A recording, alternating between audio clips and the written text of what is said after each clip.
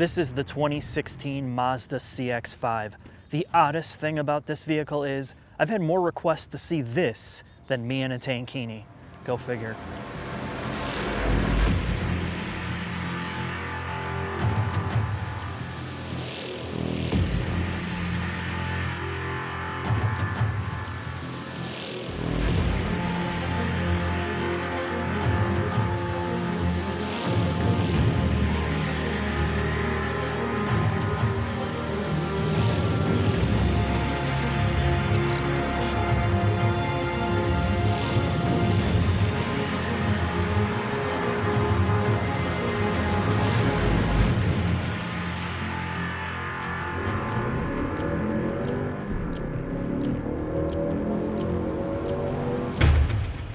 Now, depending on what color you get, this is one of the most standout SUVs on the road.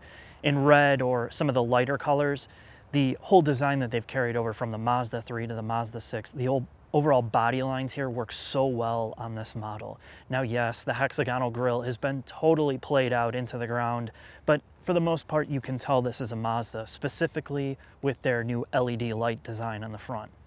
Now, this dark metallic blue paint is one of those paint colors that just turns black in any type of drab light. But when you get it in the right sunlight, man, is the metallic fleck in here just, it stands out. It's a really cool color, but you know, you gotta wait for those sunny days. And when you're in the Midwest, well, that's about 5 months out of the year. As I worked my way towards the rump of the CX-5, this is where I felt my heart rate increase. It went from 64 beats a minute to 66, so they've done something right here. Now, as you're sitting there shaving your back, you're probably wondering, why is this guy so excited? Well, let me tell you, partially it's because of the design of the back. The second thing is, and more importantly, is this. We have a manual lift gate. No electronics, no electric motor to raise and lower this. I can do it myself. And the bonus of that is this. Get open it and close it, and I'm opening. Get it in there, get it up. Ooh, yeah, feel the burn. I can do that about 60 times faster than any other vehicle with an electronic liftgate. And sometimes I just want to get the hell in and get out and have this thing close without waiting.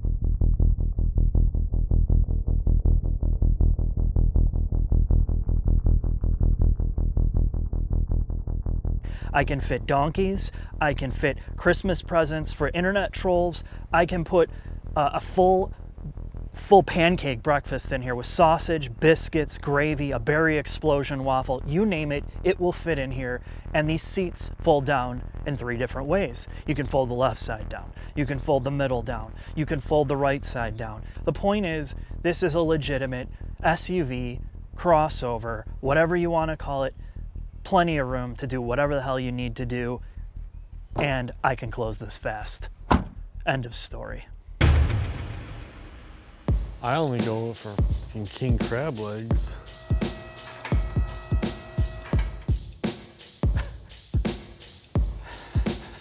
How many takes is this now? Like 11? Yeah. We're under the CX-5, the Mazda. What do you think about that? You could have fooled me what it was underneath the car. Looks like every other small ute. It does. Well, actually, no, it looks like a Mazda, but... Why does it look like a Mazda? Because every manufacturer's got their own way of doing things, and it says Mazda right there on the shock. Oh, that was the dead giveaway? Mm-hmm. What you're looking at is Scott's right, it's becoming very typical on vehicles in this price range. You have stamped steel everything, there's no use of aluminum, strut-based front suspension, aero panels in the front, which of course this is nice because they allow you have access to get to your drain plug and your filter. And it even looks like they have an access panel for your drain cock. It's Oh, always nice to have easy access to that. Yeah, you need access to that. I can see why you're excited. This one actually looks like an ice cream cone holder. Check that one out. It's concave. Oh yeah, you could fit a waffle bowl. It's conical. A conical waffle bowl holder? Yeah. Now we'll have to talk to Mazda about that. In the middle of the car, we have a 2-piece drive shaft. Some aero panels. We don't have blue exhaust hangers, Scott, like on the other. I would swap them out. Yeah, I would too. So in the back, we're going to get a little bit more serious. We've blown over everything. Now we get here and we have a multi-link rear suspension. You can see there is a ton of suspension travel for these dampers. We don't see any strangeness with some absurd 45-degree angle. No, they just have an absurd angle of the upper control arm. Well, yeah. Another boomerang. Another boomerang, but this is not, you can tell they didn't have to make this a shrunken down suspension like a lot of vehicles we've seen lately. There's plenty of space to work with. And I think that probably relates to some of its better handling characteristics than the other SUVs I've been in. Mazda, obviously, if they do one thing really well, it's setting up suspensions. And I'm not sure why they're better with, they're a smaller company, but they definitely have done it right here. Now, the other thing is, I caught this out of the CX-3 video, and I wanted to save it for this. There's one reason... I'm afraid what you're going to say. There's one reason why I really appreciate Mazda as a brand compared to some of the other competitors, and that is you can get straight answers from them to real questions. Like if I go to my rep and I say, why are the ball joints here? Or why did you do the suspension this way? Or you ask them legitimate questions about design, just an inquiry. They will get you somebody that will give you an engineering-based answer, a real technical answer, not just some PR nonsense. And that's really cool to have that level of access, that they actually care about getting the right information and explaining why they're doing things the way they are. And there's plenty of brands where I've asked questions and you wouldn't believe the responses you get. I mean, it's like somebody from grade school responded to you. Or they just don't have access to the actual engineers or the people designing the cars. They're either out of the country. They're fed the information, and that's all they get. Yeah. The next big thing is the all-wheel drive system. But the big area of research that they've done compared to like the CR-V, the RAV4, is they study those cars and they tried to make it a point to make this more preemptive. They want to avoid wheel slippage in any condition at any time as much as possible. So, for example, if you're in a cold climate, it's 20 degrees, the car knows that. It knows what angle you have the steering wheel at. It knows where your accelerator pedal's at, and if you're on a hill or a decline, and it knows automatically to send power to the rear wheels before you're really doing anything. That was their focus, preemptively controlling wheel slip. And this is one of the best systems that I've been in out of the SUVs I've driven. It's so neutral. You'd never get a ton of understeer like plenty of the other SUVs. It drives really well because of it. The second thing that they did was this all-wheel drive system in the back, they've made it as small and as compact as possible. There's not a lot of overhead. So if you went and modified this and put 50 extra horsepower, you'd blow the diff up. It's not designed for more power. They built it exactly to the specifications of the motor. The other thing that they were able to do is they didn't want drivetrain losses. They don't want a fuel economy hit here. So one of the things they did is reduce pumping losses by using less fluid in the rear differential. They used the minimal amount of fluid possible. I was going to say there's probably a cup in there. Yeah. Not even. It's really minuscule, the amount. So the side effect of that is there's less drivetrain loss. So, you don't get as big of a sacrifice getting an all-wheel drive car versus a front-wheel drive car. It's, 2 to 3 miles per gallon instead of 10. So that's a really nice aspect of this, and they thought this out greatly when they designed it. I was going to say, I'm allergic to the fumes coming off this unpainted plastic treatment that all of a sudden is okay to put on cars when years ago it used to indicate the cheap-ass pile of shit model. Why do you think all these companies are having unpainted? I don't know who started it, but the way Lexus did it, so it's okay because it seems like everybody's doing it now. Look at the bumper. The whole thing's almost unpainted. It looks like garbage. But it's just funny the trends that happen, right? Like you said, back, what was it, the late 90s, early 2000s, you knew you had like the garbage model. Right, the garbage model if it was unpainted, but now all of a sudden it's okay. I don't know. It still looks like crap to me. Well, unpainted? Mm-hmm. It is weird. I've gotten more used to it because every single car has it now. But so now that Scott's got that out of his system, what do we got? I don't know. It's a 2.5 liter 4-cylinder. I don't get time to study this stuff, even though I should know because every freaking car comes with that. Well, all you need to know is right there. It says iActiv technology. What is that? It's probably something cloud-based that sends it down to the car. No, Scott, that's not what SkyActiv means. All SkyActiv really means is it's their Eco Motor series that has direct injection, high compression, that's able to operate as efficiently as possible without having to use turbos to give it the horsepower and torque you need. Now, what does that translate to? Well, with a market flooded of direct injected motors, it's a good motor. It just, it feels like everything else. It does what it's supposed to do. Yeah, it does what it's supposed to do. It feels like everything else out there. There's nothing really that stands out about it. But it does get really good fuel economy for being an all-wheel drive car. And how much fuel economy did you get with this? I got, when I actually drove it on the highway, I got over 30, so about like 31. When good. I beat the shit out of it, the worst I got was about 24. So that's impressive. yeah, there's just, and again, it's part of the all-wheel drive system design and part of the motor design. So if you're driving this for efficiency, you're going to be really happy with it, because that's why they designed it this way. This is not a performance platform.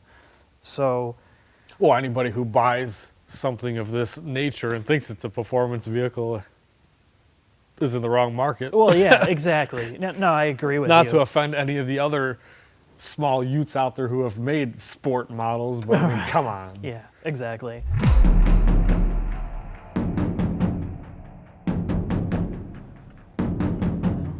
Oh, how nice.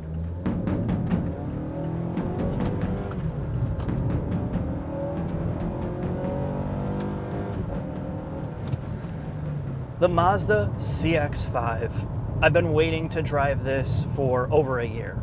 I've been in so many crossovers and SUVs, and I pity somebody that's shopping for one of these because they are a dime a dozen. It would be impossible to make a choice.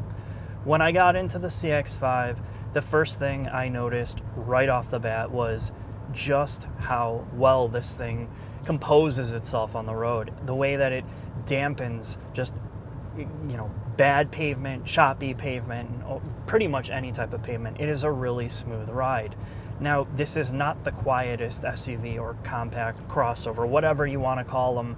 This is not the quietest in the segment by a long stretch. There's plenty of wind noise.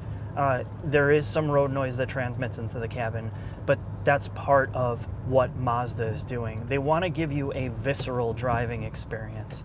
So let's talk about that.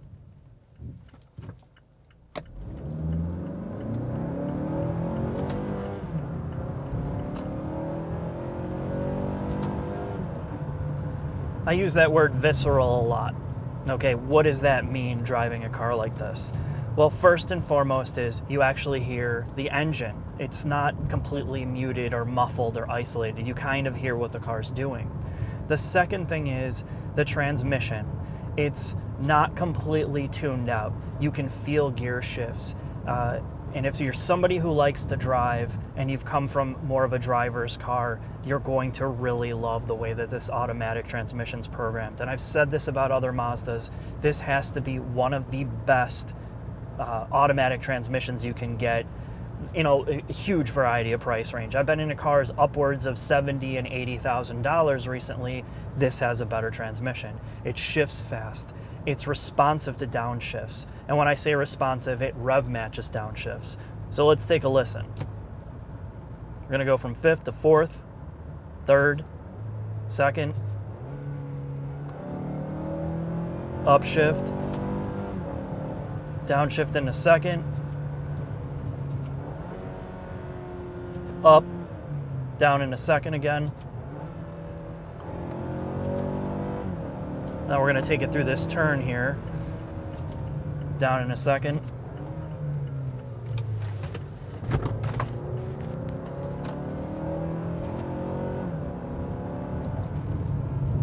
Next thing is, and this is a big thing, there's plenty of SUVs I've been in lately, or just cars, that can't seem to find that balance between sport and refinement. What I mean by that is when you get on like smooth pavement, man, does the car feel good. You really don't feel anything transmitting in the cabin. It's just a smooth ride. But the minute you get on choppy pavement, it just feels like you're getting every thump is a punch into your seat. You feel way too much and just way too much judder. This CX-5 has to be one of the best dampened crossovers or SUVs I've been in. Not only do you get legitimate steering feel and control in the corners, you can really pound this thing around like a car, no joke. And when you get over the choppy stuff, you'd expect, okay, is it going to be over dampened? Is it going to be too firm? Because it's sporty in the turns, are you going to get beat up? No, not at all. It's found a really good balance between sport and refinement, and that's one of its biggest strong suits here compared to anything else I've been in. Now, the transmission really has two modes. You have just drive everything automatic, and then you have the option to hit this sport button. And when you hit the sport button, rocker switch, essentially it makes the transmission more aggressive. It downshifts into a lower gear. It's always ready to go, and it's quick to respond. When you're in normal mode or without sport mode, it seems to be slow. It favors better fuel economy. So we're gonna go into manual mode, traction control off, sport mode on, and see how it does through some of the turns. We're gonna start out in, let's just start out in first.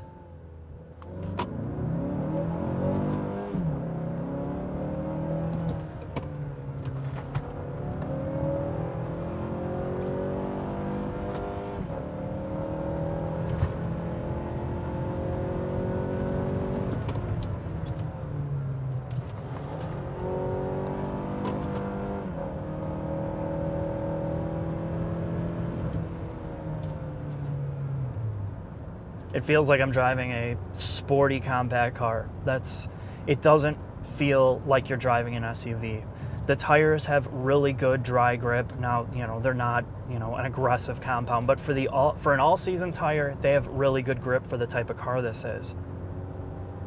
Let's take it into this next segment here.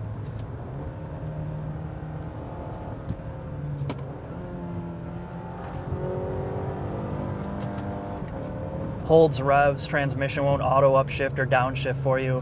Just a really good driver experience. All right, let's talk about acceleration here.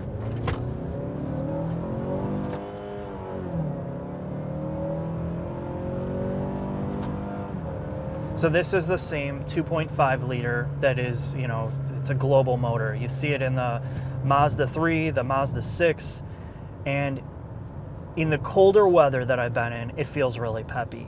But once it starts to warm up, this is just adequate in terms of performance. You're not going to be blown away by the motor here. It's just adequate. I would love to see a little bit more power. It needs about 30 extra horsepower to make this extremely fun. If there was some way for them to get the 2.5 liter with a turbo in here, that upcoming motor, this would be one of the best cars or SUVs I could imagine driving. The all-wheel drive system, again, much like the CX-3, you always have traction. You never feel like you're breaking grip. I've never seen the traction control come on. It's always got grip. We'll go into this turn. I'll show you kind of transmission again.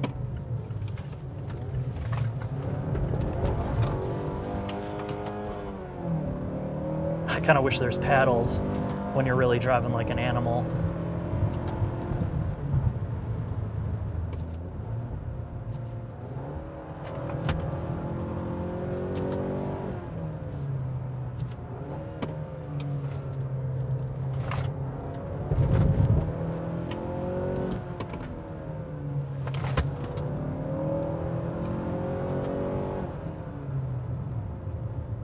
Next thing is the safety systems. It has lane assist and blind spot monitoring.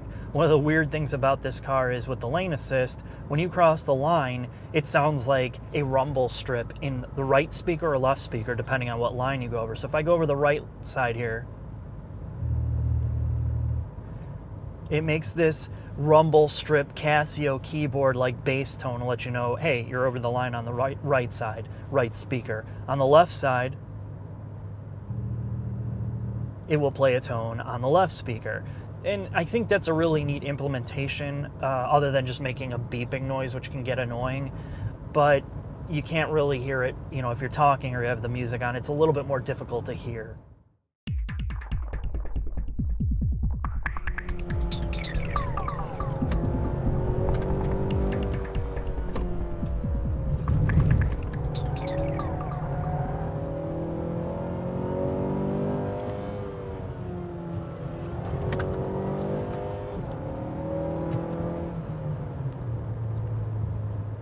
This is the best SUV crossover I've driven in any affordable price range in terms of driving dynamics.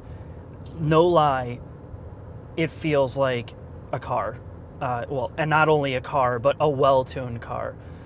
You don't have body roll. The typical things that you would expect, and you make excuses for cars like this in this price range or platform. You would expect the body roll, just the sloppiness. None of that's here. You get minimal understeer, and I mean, you really have to be going, I would say, almost 10/10ths in this car to get it to terminally understeer. And I think that's one of the biggest things. It's a very neutral driving experience, and that's what makes it so enjoyable to drive, and why, if I was going to have a car or SUV like this, it would be the CX-5.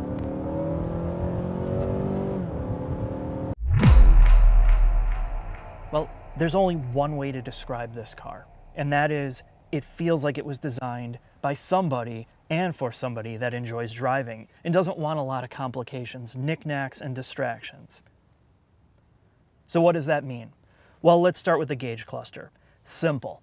You have an analog tach and speedometer and a multi-function display that kind of tells you your fuel economy, some other readouts like if the door's open, but this is not a screen where you have to sit there and go through a ton of menus to configure everything. All that is done in one spot, and that's on the infotainment display. Your buttons are logically laid out. They don't move them all over the car where you have to go hunting for them. All your safety, traction, lane departure, blind spot monitoring is all in one spot. Easy. Second thing to notice is your steering wheel controls. You have indentations for your thumbs where you would naturally rest them. This is what you'd find more on a sportier car. They've done a good job on the steering wheel along with the controls. You can't accidentally bump any of these no matter what your hand position is. It's one of my favorite steering wheels. Yeah, it's a little bit cluttered until you get used to it, but you know, again, this is modern cars, any modern car, you're stuck with just an array of buttons for certain things. HVAC controls, really good. One of my favorite layouts. You have two large rotary knobs here. There's no touch sensitive buttons. You just easily turn these to raise and lower the temperature, and all the buttons are, you know, laid out in a logical position. Next is the center console. First thing I noticed, your knee area is padded. This is something that Mazda seems to be getting right on all their cars, something that most manufacturers can't seem to figure out. The second thing is this center console area for storage. It will fit any phone. It is a chasm. It's really nice. Very little to complain about. Well, this vehicle gets something more like the Mazda 3. And because they have an electronic parking brake, which I don't like, but it does save a ton of space, you don't have a huge handle here, so they can shrink everything down by just having an electronic switch. So that's really nice because it gives you more space. The next thing is they have not used piano gloss plastics everywhere. They use this, well, it is shiny plastic, but it's this gray metal look plastic that is not easily scratched, and you can't see micro scratches and all the dirt and fingerprints that you could on a black shiny piece like most vehicles have. Now, the negative part of this interior in terms of materials. This upper dashboard piece, it feels like it's made out of recycled tires. It just has a really cheap look and feel to it. The molding just doesn't work for me. The second worst part is this infotainment surround here.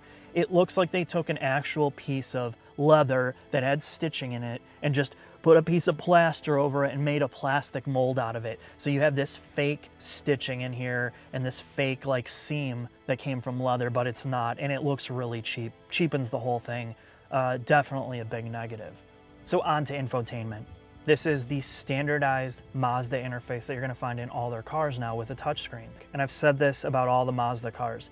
Because they use multi-processors, more memory, it's a quick, speedy experience. You're never gonna have any lag here.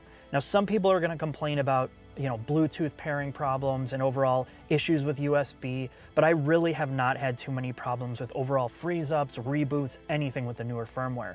The second major omission is that of Android support and iOS support for their software to plug in your phone and get all that software there. I'd like to see that updated here eventually. You know, it wouldn't be that hard to do, but I don't see any push to do that, so we'll just have to see what happens there. One of the things that makes the CX-5 interior so successful, well, they've taken what works in their cars and put it in this SUV. It's reminiscent of the Mazda 3, the Mazda 6, and of course, the Miata. You feel like you're in a driver's car here, but you have the practicality of an SUV. And it's not just the look, it's the driving experience, it's everything here. They know what most people are going to use every day, and they've stripped out the things that probably aren't necessary. So if you're somebody that needs to have a car fully loaded with every gadget, like power passenger seat, cooled seats, electronic rear liftgate, and all the other stuff that you get on more expensive cars, well, you're gonna have to go there. But if you're somebody that really enjoys driving a vehicle and want the practicality of an SUV, the CX-5 is it.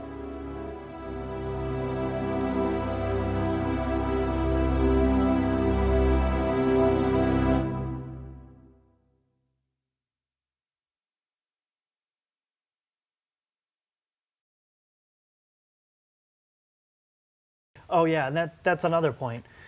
What's the name of the all-wheel drive system? I have no idea. You said I in that sentence. That's really fitting because it's called iActiv. You know what? I'm gonna, Mazda and every other company, fire all the people in marketing and stop using I for everything. Why do you have to put an I in front of every product name? A grade schooler could come up with that. Right.